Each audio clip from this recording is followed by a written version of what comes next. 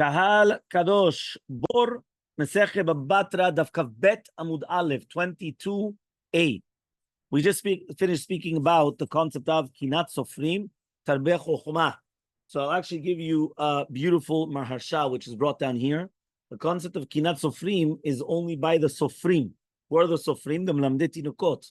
Why? Because by the Chachamim, right, they don't need that. Yishma Chacham v'yosif lekach, which means that this concept of jealousy, in order to make more learning of the Torah, is only by the Sofrim. Because by Chachamim, they don't need that. It's, all they need is just to have more Chokhmah. But this concept of, jealousy. So, this was a concept that in order to have more jealousy between them, so it's actually going to be good. So that way there would be more Torah right between them.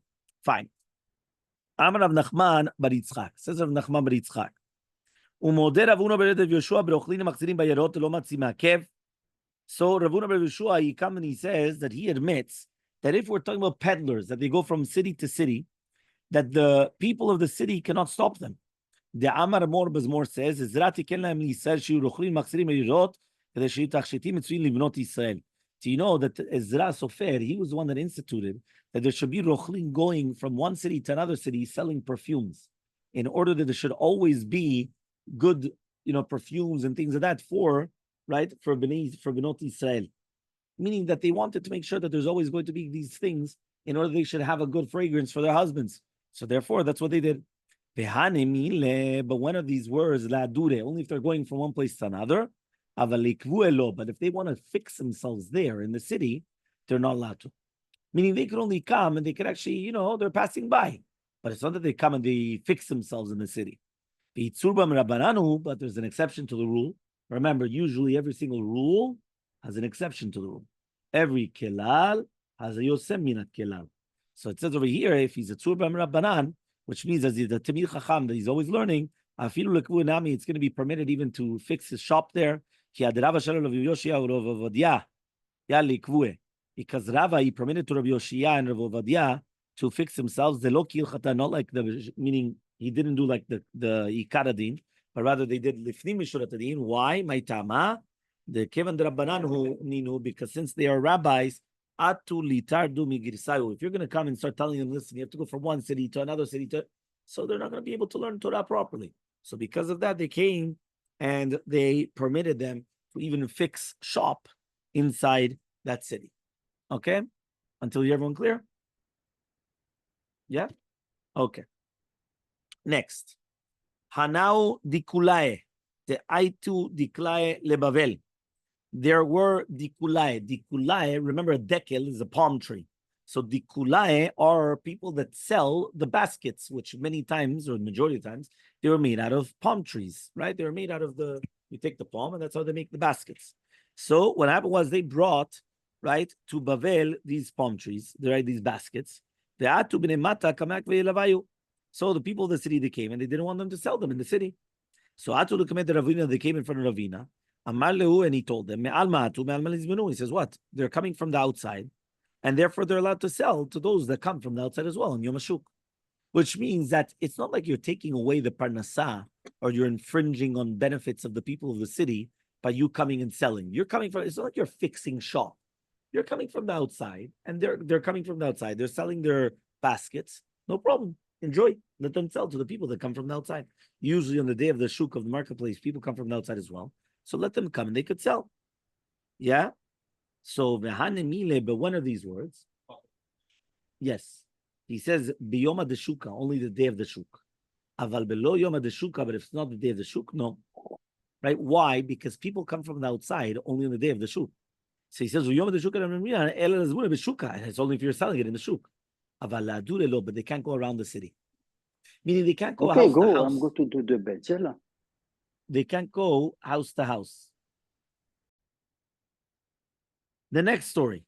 Hanawa morai da'aitu amra lefum nahara. There were people that were selling tzemer, wool. So they brought their wool to Fum Nahara to sell it over there. Right? Again, the people of the city are stopping them. Basically, this is a famous thing that of competition, that people are coming from the outside of the city, right? Many times they don't pay taxes of the city. So therefore, they could even sell it at cheaper prices. And then you're like, hey, what's going on over here? So thank you. So what happened was the people of the city, they wanted to stop them. After the commander of Kana, they came in front of Kana. He told them, you're allowed to, right? You could stop them. So Amrulei, so the people of the wool told Rav Kahana, Itla Nashrai.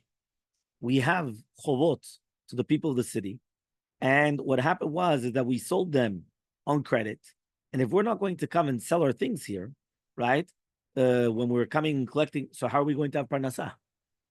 So Amar Lehu, so he told them, Zilu Zavnu Shiur Chayutaychu, go sell whatever you need for your parnasah of the day, until you get rid of the credits, Gazlitu, and then you have to go.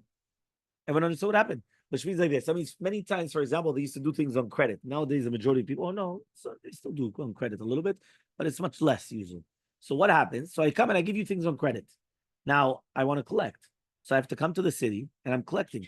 So I come to John Doe over here, yeah, and I tell him, no, pay up. Now it takes him a little bit of a while. It doesn't, it's like, you know how it is. Yeah, I'm coming from Incha, they don't come. I'm coming for this, they don't. You know how it is. You understand? So it takes a little bit of time. So now what happens is that they have. So now they need parnasah. So he went and he said, "You're right, no problem. You need parnasah. Go sell exactly what you need for your parnasah, and then that's it." Okay, fine. Next, Rav Dimi min Arda, another story. Rav Dimi min Arda, IT grogorot. So he brought grogorot, dried figs, right? Basfina on the boat in order to sell them. Yeah, in the city of the Resh Galuta. So what happened is that Amar le Resh Galuta l'Rava, says Resh Galuta to Rava, Puk Chazi, go out and see, Itzuram Rabbanan hu, Maki le Shuka. If he's a Tamil Chacham, right? So say that it's a suit for anybody in the city to sell it other than him on the day of the shuk. So mamash, he has protection. If he's bemet a big rabbi, he's got the exclusivity. He's the only one that could sell. Amar le Rava le Ravada Barava. So says Rava to Ravada Barava. Yeah, pukte taile bekankane. Go smell his wine. Right? Taile bekankane. Kankan is like the jug, right? So go smell the jug, meaning that go check him out if bemet it's wine or if it's vinegar. Okay, so go check. So Nafakazal, so Ravada Barava went. So he went to Rav Dimi. So by Mineh, so he asked him, Pil shebala b'kfifa mitzrit v'ikiyah. You have an elephant that he came and he swallowed a basket made out of arava. And then he took it out, right? Derech betarei, through the back part of his body, right? That means he swallowed it. It went through the digestive system. Obviously, it wasn't digested. And it came out through the back part. Mao, what's salacha? What's the din? Is it mekabel tumah or not? Lo ava biyadeh. He didn't have it. Amalei, so Rav Dimi said to Ravada Barava, Morn Yehu Rava? Are you Rava? Right? So he says, are you Rava? Tafach le besandaleh.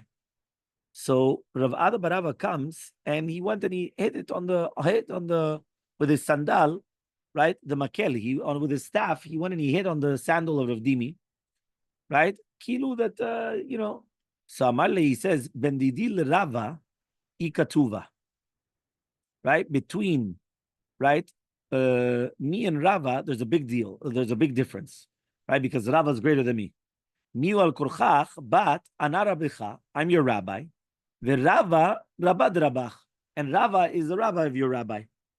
Lo natule shuka. They didn't give him the shuk. So Pasi Grugorot did it. So he lost all his Grugorot. Ata lakamed of Yosef. He came in front of Yosef. Amale, he told him, Chazi mor mayavdile. He says, did you see what happened? Amale, he told him,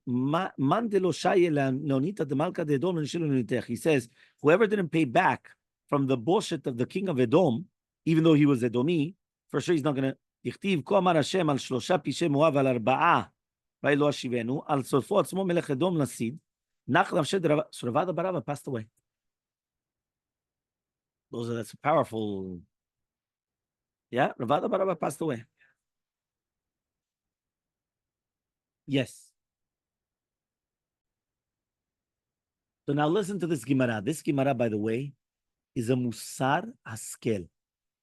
Musar Haskel, because we're going to see the human nature, right? By human nature, it's natural that we try to push off of ourselves any blame. Meaning, I'm never guilty. I'm always clean. So, for example, there was going to be some type of an attempt, right, of whatever it is, of assassination. So what happens? So the one person's going to say, it's not my fault. I did my job. And the other one's going to say, it's not my fault. I did my job. And maybe it was the other guy's fault. Another one, they always take off blame from themselves. That's natural tendency of a human being. But look what it says here. The exact opposite. Rav Yosef comes and he says, Ana anishte. I punished him. He says, why? That means Ravada Barava died because of him. De ana letiate, because I cursed him. Because in that which I said that HaKadosh Baruch Hu is not going to stop from taking vengeance on the embarrassment that he did to Rav Dimi, I was the one that killed him. Next one, Rav Dimi Darda Amar. Rav Dimi Darda comes and he says, Ana nishte, is because of me that he died. Why? Because he made me lose all my dried figs. Right? So I'm the cause of his death, and that's why he was punished. Abaye comes and he says, Ana nishte, it's because of me that he was killed. He says, why? Because the rabbi said, which Rav Ada bar Ava used to come and used to say, until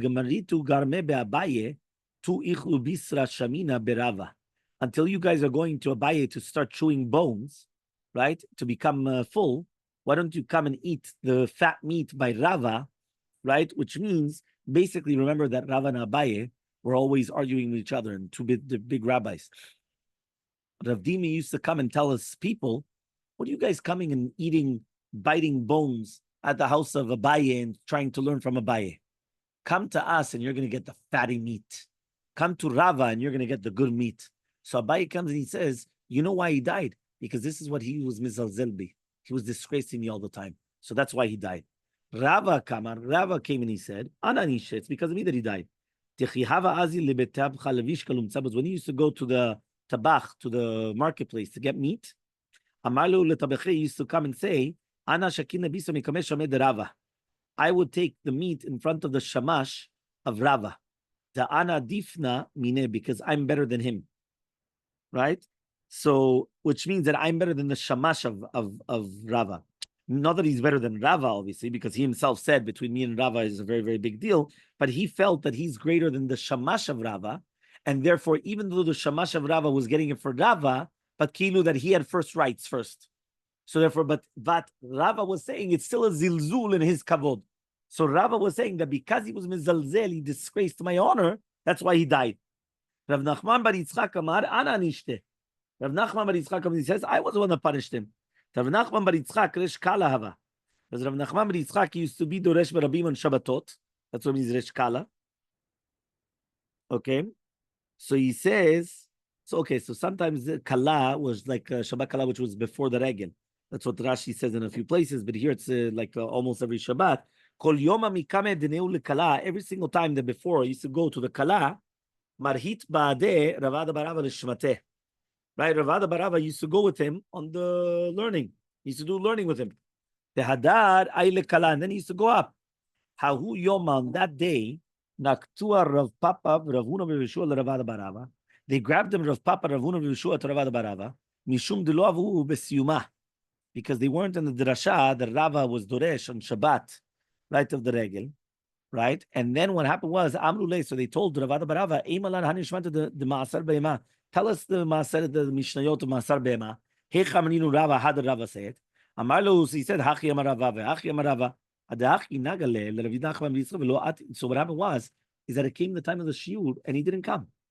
So Amruleh Rabbanan, Rav Nachman bar Yitzchak, so says Rabbanan, to Rav Nachman bar Yitzchak, Kum, get up. You have to give us a shiur. Lama yativ more. Why are you sitting? Amalu, he says, yativna v'kanatidna l'arsed Ravada barava. He says, I'm waiting for the coffin of Ravada barava. Yeah? Adahachi nafakala denachnam shed Ravada barava. And that's when the moment came that all of a sudden they heard that Ravada barava passed away. So it says the Gemara, umistabra that Rav Nachman bar Yitzchak answered. It was the more mistaber logical that it was because of Rav Nachman bar Yitzchak's words that he was punished. Now this is incredible. Meaning, think about it. The guy used to do chazara with him, but the fact that he didn't come on time because they stopped him and they were bothering him in learning, and basically didn't come, so he wasn't able to do the chazara with him, he basically said, I'm waiting for his coffin. Kaddish. That's it. Yeah. But again, these are powerful words because this was like a klala. The Chadam Sofer says that even though it was a klala betaut, because obviously it was a force majeure, but at the end of the day, right, obviously because of the three previous sins, the klala made an impact. Meaning they say that it could be that, let's say Chadam Sofer, that means it could be that really be'emet, this on its own wouldn't have punished him. But the fact that he also did the previous three things about, whether it's about Abaye or about Rava, right? Or because of Abaye, Rava, or because of Rav Dimi, or because of whichever one, Rav Dimi, those are the three. So that's why the curse took into effect. And therefore he actually died. Okay? Until here, clear? Okay. Next. Mishnah. מי שהיה כותלו סמוך לכותל חברו לא יסמוך לו כותל אחר, אלא אם כן הרחיק ממנו 400. Imagine right now, you want to put a kotel, right? You want to put a kotel. So the Mishnah says somebody that has a kotel beside a kotel of his friend, he shouldn't come and put another one, right? Unless he's going to distance 4 amot. The Gemara is going to explain this Mishnah. What does that mean exactly? Hachalonot, windows. Doesn't matter whether it's going to be above or below or opposite. You always need 4 amot, right? Okay, to distance. So now let's see what the Gemara is talking about, right? How do we explain this Mishnah? So it says like this: V'kama hechi samich. Ask the Gemara, one second. What's it talking about? I've got a wall, and you have a wall. Now it says, don't put another wall beside. One second. How did you put your wall beside my wall? How did you put your wall beside the kama, which is the first wall? How did you put it so close to the kotel of your friend? Why do you have to only distance the second wall from the first wall? So Rav Yudah says, this is what it means to say. 22b. You're right. We're not talking about that you already put it up. Because if not, then how did you do it? We're talking about if you wanted to put up a wall, you cannot put up a wall unless you distance 4 amot from your friend. And therefore, our Mishnah is not talking about, right, a case that it was there and it fell. But we're talking about a new wall. So a new wall that was never there, you always have to distance 4 amot from the other wall. Okay? So Matkif la Rava comes and he asks the following question. It said mefurash in the Mishnah that somebody that already had a wall close to his friend. So if it's that he already has a wall close to his friend, so what do you want then? So Rava, but rather Rava says, this is what it means to say. Somebody that has a kotel close to the kotel of his friend for 4 amot, v'nafal, and it fell. Lo yismoch lo kotel acher. You cannot be somech lo another kotel, unless you're going to be merchik 4 amot. Ma'itama, what's the reasoning? The davsha dehacha ma'ale lehatam. He says because the drisat of the raglaim, meaning the trampling of the feet between the 2 walls, is actually going to be good for the 2 walls, right? Which means people that always come between it strengthens, right? It hardens and it strengthens the foundations of the wall in order that it shouldn't fall, shouldn't collapse. And therefore, a person has to put 4 amot in between the 2 walls, because if it's going to be smaller than that, people won't go by. You understand? Meaning,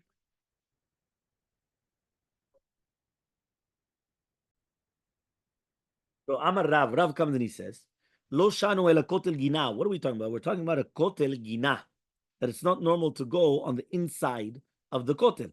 Aval kotel chatzer, but if it's going to be a kotel chatzer, which means the wall of a chatzer is a, how do you call this? Is the yard.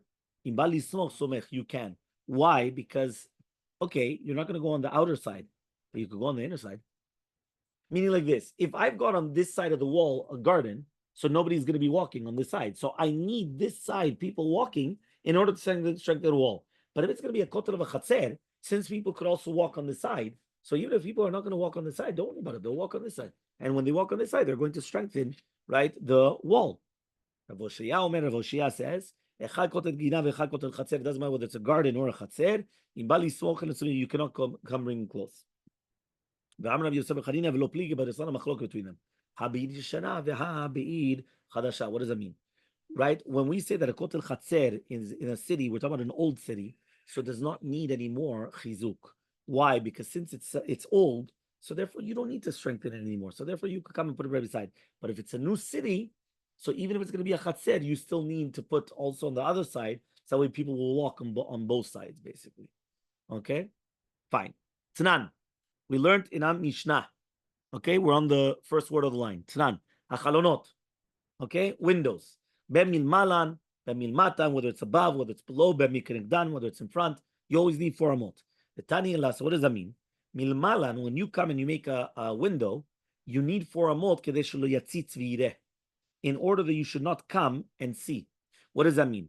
If you're going to come and you're going to look down, so if I'm above you and I look down, I could see into your house.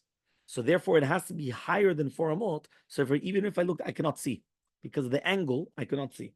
Milamatan, right below also. So I shouldn't get up on a chair, right? And then I shouldn't look into your house. So therefore, also when I'm below, I have to put my window lower than Daled Amot, than your window, in order that I shouldn't get up and start looking into your house. Yikinegdan, now why in front? He says, Shalo Yafil, in order that I shouldn't stop the sun, right? Which means that if I'm going to come and I'm going to put it mamash right beside your house, so the shade, everything, it's going to stop the sunlight coming into your house. So therefore, you need these things. So Ta'ama says the Gemara, the reasoning is Shliafil, that it shouldn't make it dark. Aval Mishum Dav Shalom, so has nothing to do with then walking and strengthening the wall. We said before that the entire reasoning of the 4 amot and all this was so that way they could trample in between, and the trampling, the walking in between is going to strengthen the foundations of the wall. Here has nothing to do with that. Here it has to do with only that we don't want you to start looking into other people's, properties. Like, what are you doing? Yeah, how do they call it in English? Peeping Tom, I think it's called. No, stalking also. No, but stalking. So you see from here that the entire reason was Shelo Yafil, but not because of Davsha. So answers the Gemara, what are we dealing with? Which means that the case is that you wanted to build it, right, on from the side, which means that let's say it's going from from east to west, you want to come and do it from north to south, and therefore it's going to be in front. That means it's not because of the trampling, it's just pashut that it's going to make it dark, because since it's the way, look, you got one wall here, and I want to put my wall here. So when I'm doing it like this, right, automatically over here, if I don't distance the 4 amot, it's going to, that means it's not because of anything of looking or it all has to do with the entire concept of, since it's coming to the tzad, so we're not going to suspect of stopping of drisat of the raglaim, because it's only like mamash, a small little tiny portion of the wall, right? So therefore, obviously, it's only just because that they don't want, in order to make it darkened. Okay, vekama. How much do you have to distance? Amraviva mishum, right? Chamua da shiam bar nadbach mishmen derav kimlo rochav achalon atefach. Okay, fine. Says the Gemara, valo metzitz. Says 1 second, yeah, but you're looking in. So he says, Amrazvid b'madiret kotlo. You're making it like sorry, you're making like a meshupa, like as an inclination, and therefore in such a case, right? So therefore you cannot see it. Not whether it's standing up or lying down or whatever it is, you can't see anything because of the way that you did it. So says the Gemara, what do you tell me only a tefach? We learned arba'amot.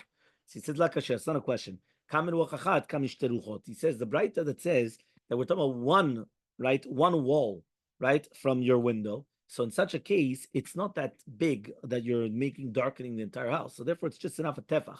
But here we're talking about 2 different walls which are in front of each other. There you need, from the 2 ruchot, there you're going to need, right, arba'amot. There you do need 4 amot.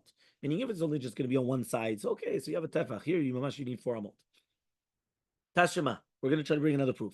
Right, we said that you have to distance the kotel from the marzev. The marzev is like the gutter, right, of your neighbor 4 amot. In order that he could put up a sulam, he could put up a ladder, right, and to go and clean his gutter. Tama mishum sulam. The entire reasoning is because of sulam, mishum dav shalom, but it's nothing to do with the trampling. Meaning we kept on thinking, right, that it's because of like it's nothing to do with trampling. It's because of the ladder to go onto your gutter to clean it. So it says the Gemara, what are we dealing with? We're talking about that it's going to be on the you have the picture there on the bottom. It's like Alachson, how do you say it? It's mishupat.